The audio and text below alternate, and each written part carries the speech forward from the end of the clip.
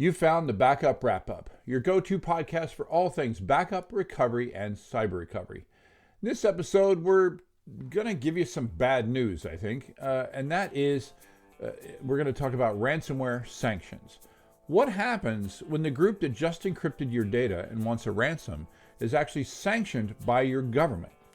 Paying them might feel like the only way out, but it could also land you in actually much worse trouble, like massive fines or even jail time, depending on where you are.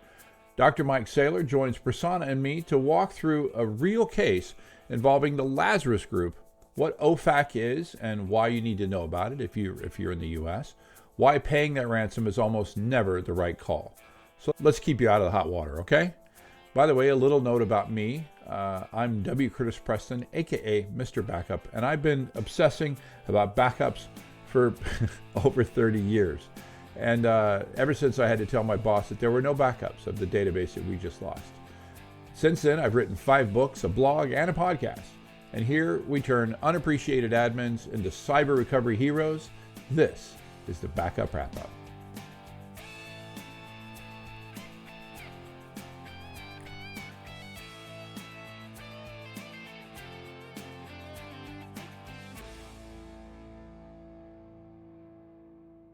Hi folks, wanted to mention my new book, Learning Ransomware Response and Recovery, which is now available for pre-order at Amazon.com. I wrote it with my co-author, Dr. Mike Saylor, who's a blue team cyber defense expert. He really knows his stuff. There are dozens of books to tell you how not to get ransomware. Our book starts with the assumption you're probably going to get ransomware. So we tell you how to respond to it and how to recover from it. It's unlike anything else out there. We tell you what you need to do now to be able to respond when it happens.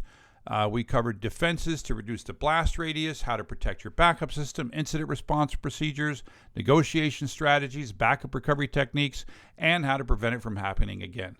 The tech reviewers gave it overwhelmingly positive feedback, so I think it's going to be a big seller.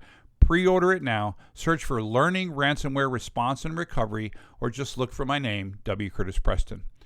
Hope you like it. Welcome to the Backup Wrap-Up. I'm your host, W. Curtis Preston, a.k.a. Mr. Backup, and I have a guy with me whose hair is looking grayer every time I see him. Prasanna Malayandi. Let's go, Prasanna. Are you saying I'm old? Are you saying I'm old? I'm just saying, if fans of the podcast look back at the original videos, my hair's been gray since we started. Yours was jet black when we started. And it could be an impact of Curtis on Prasanna. I agree. I'll just shave everything.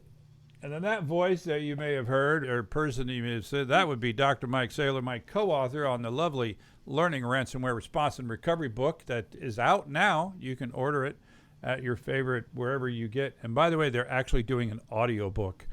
I'm super excited to listen to someone else say my words. Can it be? Is it the guy, the sleepy podcast guy?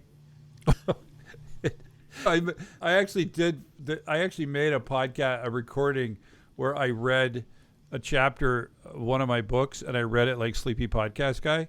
And I did it for my wife because that's my wife's the only value she gets in my books. For people who may not know, the sleepy podcast guy is a guy who talks about almost nothing in a very soothing, and that's sometimes what Curtis uses to fall asleep. That is not who you want narrating this book. But by the way, thanks for joining us again. Thanks for having me.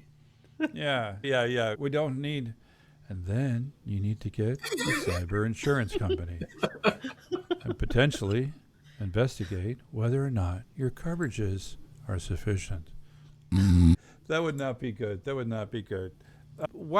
Mike, why don't you start out with this week's story? What you got for us?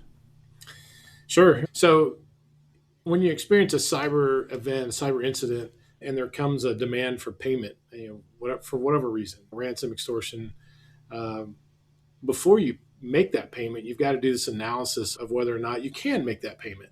Because if you make the payment and the government says shouldn't have made that payment, then you're actually going to be making more payments as you get penalized by whatever government entity that might be.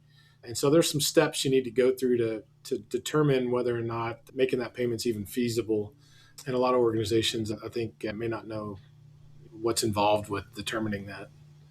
So something that we were involved in, an incident we were called to help with, was a construction company. Uh, they maintained all of their core proprietary construction CAD drawings and construction plans on a proprietary core system. And they had this self-proclaimed check-in, check-out core system and these satellite systems where nobody could get to the core. Bad guys couldn't get there. Malware couldn't get there. And guess what? Malware got there. And so their systems were down. And this is an organization that builds hospitals and military bases and hundreds of millions of dollars, if not billions of dollars, in ongoing construction projects. The event happened on a Thursday. Bad guys were nice enough to give us the weekend to figure all this out. And then Sunday evening into They're so nice, Mike. they are. And this was the Lazarus Group. So they've actually got a pretty good IT support. If you decide to work with them, they've got a whole department of help desk and troubleshooting and technicians to help you get through it. Bonkers. So all included in the price. But wait, there's more. So working with the bad guys, and these guys were in that environment for a long time. So they knew, and oddly enough, they knew more about this organization's insurance company than the company did. And so when they presented the ransom demand, it was very well aligned with how much insurance coverage they had, which was also nice. But the company didn't know they had that much insurance. So they were demanding a lower, look, we don't have that much insurance, but the bad guys are like, yeah, you do. And all right, so now we're negotiating primarily based on executive management's desire to get this taken care of and recovered by Monday so that we can continue work and we don't have to tell anybody that there was any of these impacts. We don't want our reputation impacted. We don't want these contracts to be canceled. We just want to get through this. And they wanted to pay the ransom. And so it's Sunday night into Monday negotiating, initially directly with the threat actors, just going back and forth. Turned out to be pretty swell guys. They like small talk and very amenable to ideas and options. And we got down to the point where, all right, I think this is the best we can do. And taking that to management, and they were like, all right, we can do this. And I said, but should you do this? And they're like, what do you mean? We know who these bad guys are, and I'm pretty sure they're a sanctioned group. So making this payment is going to possibly result in some federal penalties. So what do we do now? And that brings us to the topic of our discussion today, with the handle dealing with threat actors that are potentially sanctioned from doing business, quote unquote. Go ahead. But it's like the company just wants their data back and they just want to make this problem go away. Like, why should they be like jumping through these hoops, or potential hoops, I'm guessing, to avoid these fines when all they want to do is pay the guy and be done with it? You are just a pebble in the stream in the criminal ecosystem. I actually wrote a paper in my graduate school about the sophisticated organized cybercrime that facilitates all these other traditional crimes. And so ransomware is one of those crimes where they're just collecting money that's then going to go towards arms deals or human trafficking or buying up more avocado farms in Mexico to impact the price of produce. And so somebody at a kind of a global ecosystem level has to understand the flow of criminal assets, and they've identified certain criminal elements, like the Lazarus Group as an example. When they receive money, where does it go? Is it parties and Lamborghinis, or is it some of that plus they give money to the other bad guys that do other bad things? And if the government or the regulatory body decides we need to limit these guys getting that kind of funding because it's going to end up other places, then they put them on that sanction list. I think that's a really good point that you're making there, Mike, because I don't think people think about that a lot. I think they think about these ransomware groups as ransomware groups. And what you're saying is the ransomware entity is quite possibly and even probably just one cog in a much bigger wheel that has to do with all sorts of crime that could have a lot business to do unit.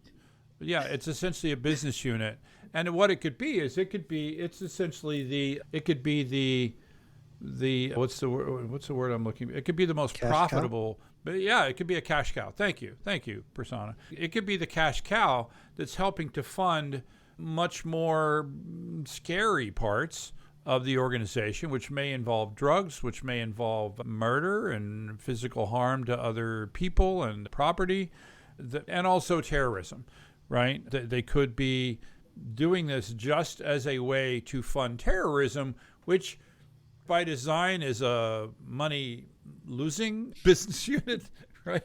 You spend a lot of money to blow stuff up. You got a lot of turnover for sad reasons.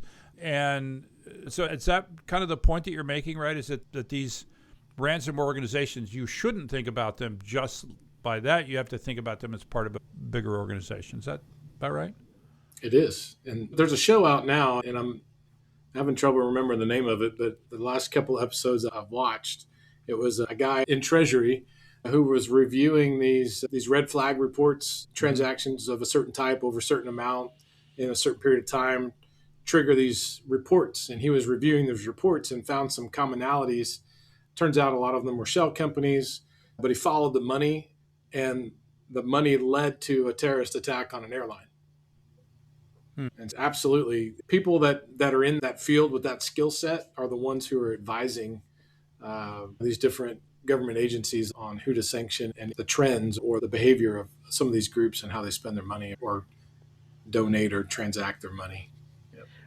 So it makes sense that we don't want to fund these organizations who are now going to take the money and use it for other things.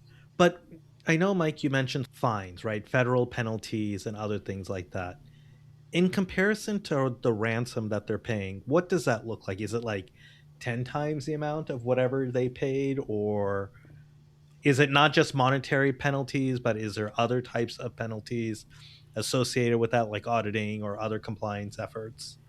There could be. Financial penalties are typically the iceberg, and sometimes it's enough to put you out of business, right? So they'll consume the rest of your insurance. We've talked about cyber insurance, but then there's usually this corporate insurance umbrella. And if you can't make a payment plan or address the rest of it, then you may have to declare bankruptcy or go out of business. Some examples that I looked up a minute ago from a proportionate perspective, one company paid just over $500,000 to the US Treasury because they made 2,100 transactions to sanctioned government entities or organizations in sanctioned parts of the world. Another one, $98,000 penalty for $9,000 in transactions. Wow. So Okay, so imagine you That's paid interesting. a $3 million ransom to a sanctioned organization. That could be 30 to 300 million in penalties from the government. Now, the government, it also unfortunately depends on who you are as a company. So like Colonial Pipeline, as an example, they paid a ransom, but they went through the OFAC process to determine if the bad guys were sanctioned. Even if they were sanctioned, there is an exception process. It takes longer to go through that process, but if you're one of these too big to fail or critical infrastructure organizations, the government's probably going to be more lenient or give you a pass on making that payment because you could impact the critical infrastructure or the economy in the U.S. if you couldn't go back into business. So you just dropped a name, which I don't think we've actually even mentioned yet in this episode, and that would be OFAC. Who is OFAC? OFAC is the Office of Foreign Asset Control. It's a part of the Treasury Department in the U.S. And Treasury in the U.S. would be the one that primarily tracks transactions, especially with foreign assets and making sure that bad guys aren't getting money to fund their illegitimate activities. But Mike, here's a question. Most of these ransomware payments come in Bitcoin, right? Yep. And usually with Bitcoin, you don't know who the destination account wallet really belongs to, technically, right? That's the entire purpose that bad guys like to use it. How can they prove that it was a certain organization that's on the sanction list and not some other organization that you're paying money for? And how does that like all weave together? Yep.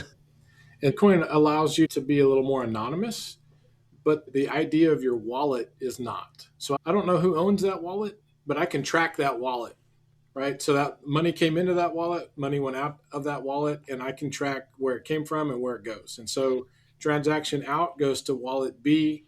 That transaction got split into multiple things. I can see all those transactions, those wallet IDs also. And so they're simply following the money. They may not be able to put a name on it. Eventually they will, because someone's going to show up in person to pay for something with Bitcoin or go to a bank to convert that to cash to go. And so there are always the exit from the Bitcoin transaction into the physical world is where we're able to put faces and names to things and then track it backwards. Gotcha. Who do you know? Who'd you get paid from? That kind of thing.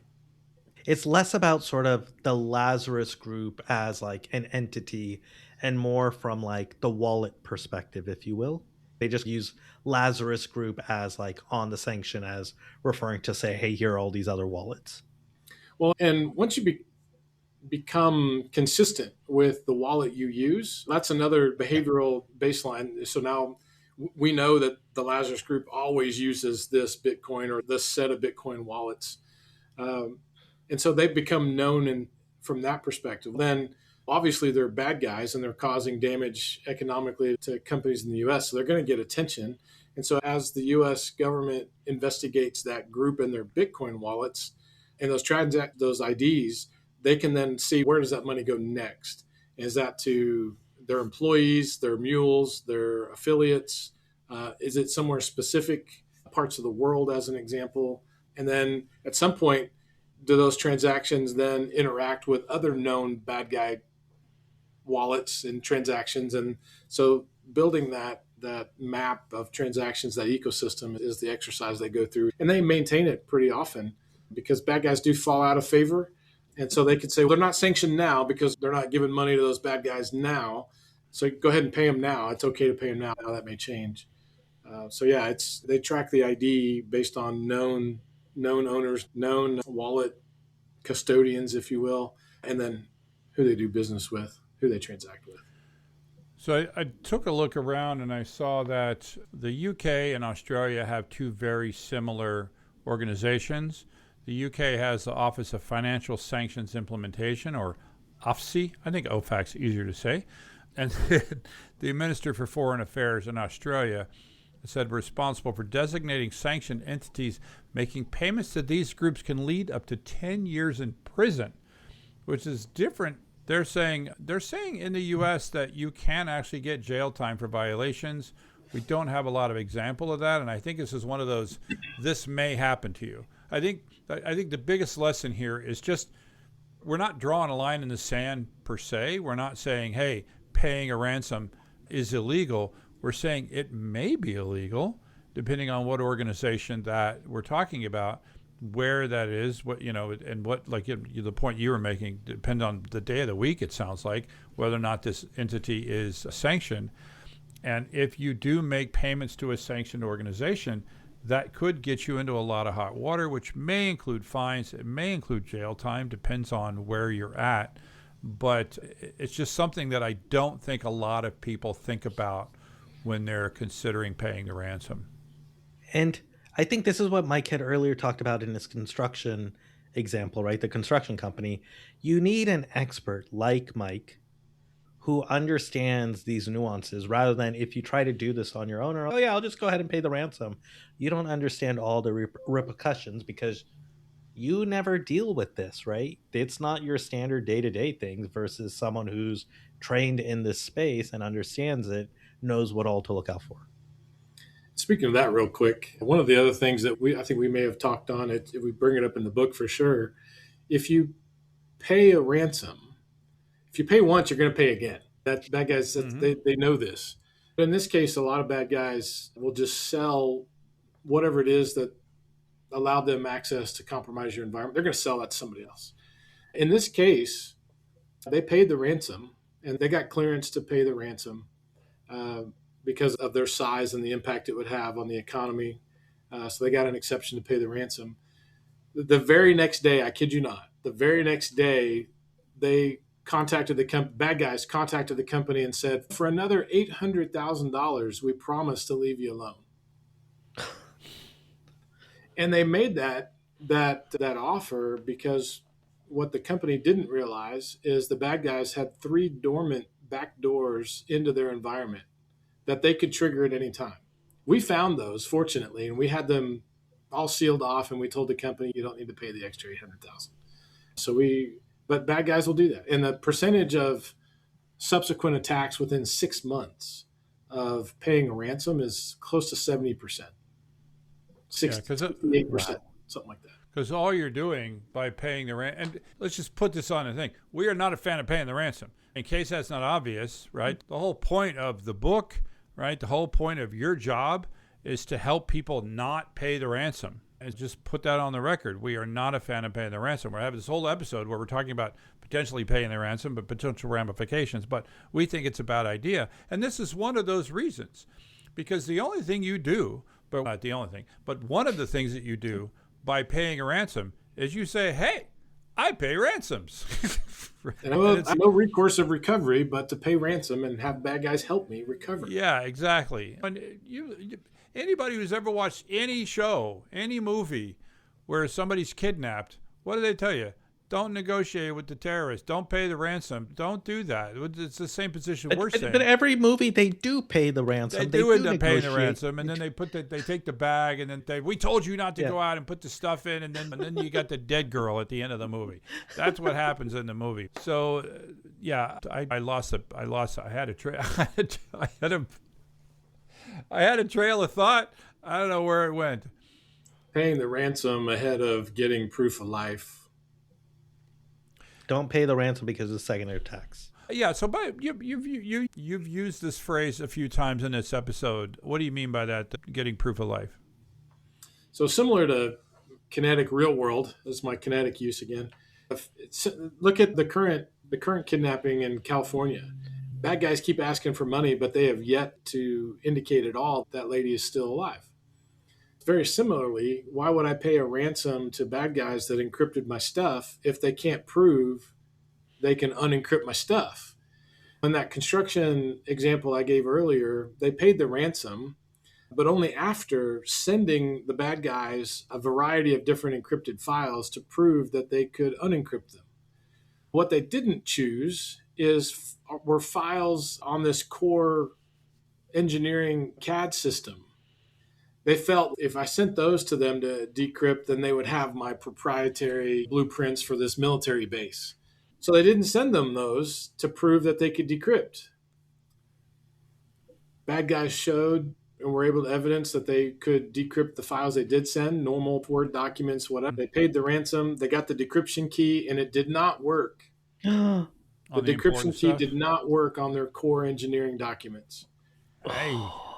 But remember, bad guys were like, hey, we're here to help. Call us if you have any problems. And they worked on that for almost a week with the bad guys to try and manipulate or give them different versions of this decryption key, decryption tool to decrypt these files, and it just wouldn't happen. So they completely lost their entire repository of engineering diagrams. And they never had a backup. Oh. Hey. That's just sad. By the way, we've been talking about OFAC a lot. How do you do that? OFAC has a sanction search tool, right? Just Google OFAC sanction search or whatever entity you're dealing with in your country, right? Just Google that, and they've got it. Here it is, sanctionsearch.ofac.tres.gov. By the way, Treasury is also who runs the Secret Service, as I recall, right? So they do that. They do a lot of financial crimes through Secret Service, yep. Yeah. I will add real quick, from an incident response perspective, normal companies, people that have never had to deal with bad guys and aren't trained, should never interact with bad guys. If you get a ransom splash on your screen, it says, contact us at this address, and don't do it. If you get a phone call, an email demanding whatever, don't interact with them at all. Don't say, stop contacting me. Don't say, take a hike. We've got good backups. Don't interact with them at all. And there's a lot of reasons for that. That's maybe another whole podcast, but I'll add to that then. So first, don't ever interact with them. Second, call your insurance company and your legal counsel next, because in most cases, the legal company, your legal advisor, is going to tell you, one, don't contact these people. But second, everything you do after you contact your legal counsel is now potentially covered under privilege. Right. All right, then call your insurance company with your legal counsel.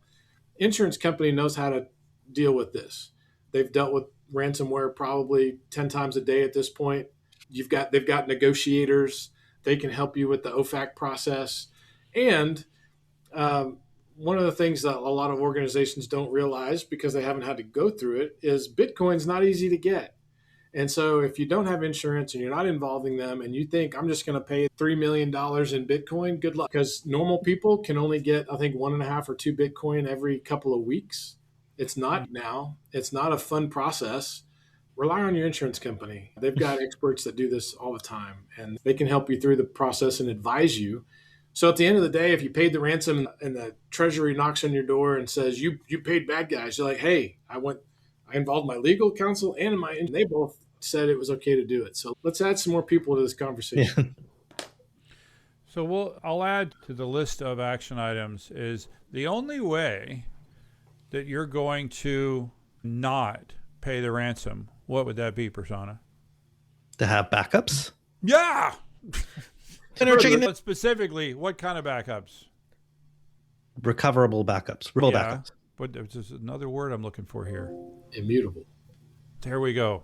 Immutable backups. Mike has taken over my badge as a backup person. Yeah. I will remove my shirt. That's the.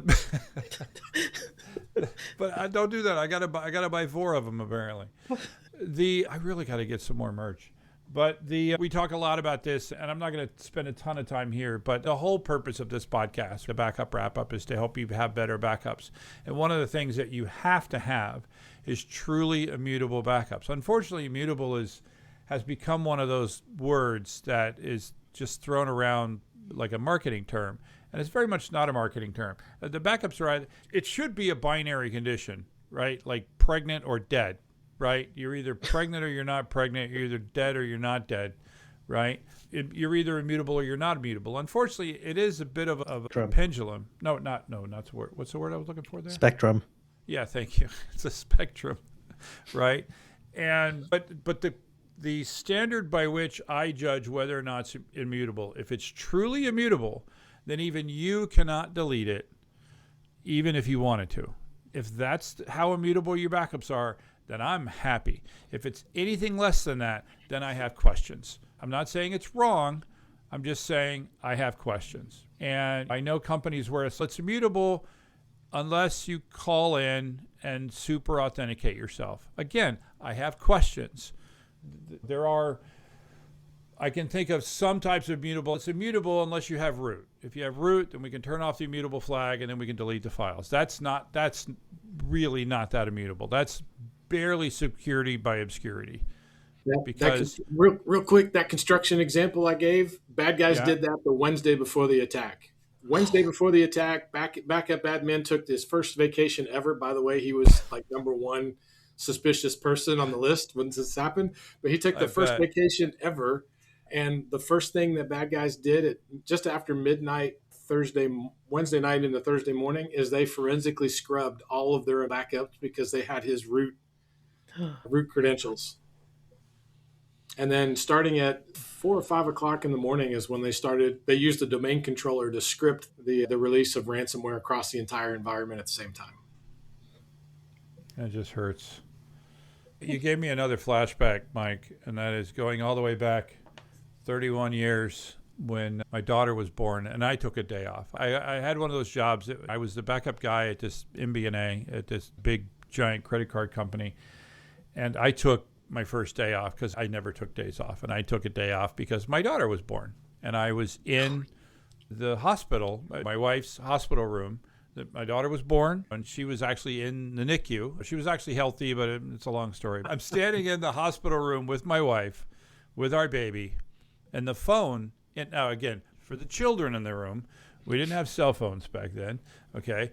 And the phone, the table phone, it's like a cell phone, but it's tied to the wall, and it was on the table next to my wife's hospital bed, and that phone rang.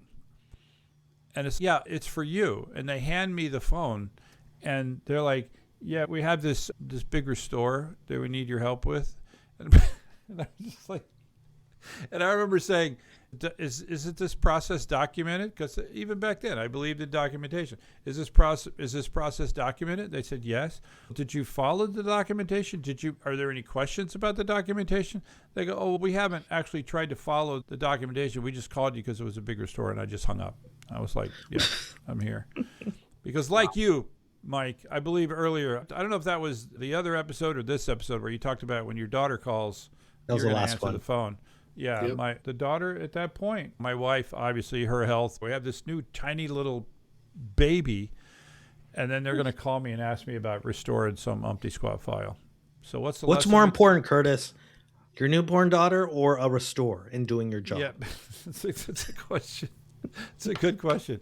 But I think that the whole point here, we talked about OFAC, similar organizations in your country, whatever your country happens to be, is that paying a ransom, first off, is never a good idea for a long list of reasons. And second, it potentially may be either a crime or sanctionable. It might not be a crime, but it might be something that could subject your company to fines. And you could potentially be liable for jail time, depending on your country and how they enforce such things. And what we would much rather have you do is just have, when I say just, have immutable backups, an incident response plan, disaster recovery plan, so that you're able to respond and not Can I pay add the one ransom. thing? What's that, Prasanna? Sure. Can I add one thing? Make Add. sure you have cyber insurance too. And have cyber insurance. Absolutely. You have any final thoughts, Mike? I have a joke. Okay. Son goes to mom and says, "Mom, I'm sick. I'm sick." And mom says, "It's really not that bad. You got two options. You're either going to get better or you're going to get worse. And if you get worse, you got two options. You're going to get better or you're going to die. And if you die, you got two options. You're going to go to heaven, you're going to go to hell. If you go to hell, you got two options. Original or extra crispy." That's quite the joke. Mike. So basically, she was saying, either things are going to get better or they're going to get worse. If they get better, great. If they get worse, you Yeah. got two options. So those are your final thoughts regarding Those were- paying the ransom? Yeah. Okay. Don't go it alone. Find Yeah. a trusted advisor. Find a friend that knows something, or multiple friends that know something about something. Spread the grief, and then don't do it by yourself. And don't think you need to. I know a lot of people that build their IT environment are very proud of it, and they want to. They feel like they're responsible, and they have to put this fire out by themselves. I don't know any firefighter that's going to go at it by themselves unless they're a pyro. But don't be a pyro. Man, that just reminded me of, I think it was an insurance company at some point in the past where it said, "Bob did this, Bob did that, Bob ended up in the ditch." Don't be Bob. Don't be Bob in the ditch. Yeah. And Yeah, go make ahead. those friends Go today.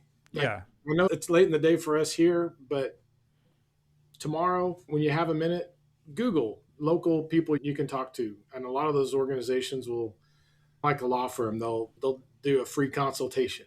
In fact, there are some law firms. There's one here, I think they're a national firm, but they're headquartered in Dallas, I think. It's called Spencer Fain. They have a cybersecurity group. That's all they do is incident response breach stuff, and they do $0 retainers. So they get all the deconfliction and paperwork out of the way, and now you've got your attorney when something bad happens, and you've got a piece of paper that says they're going to answer the phone when you call them because you got something going on.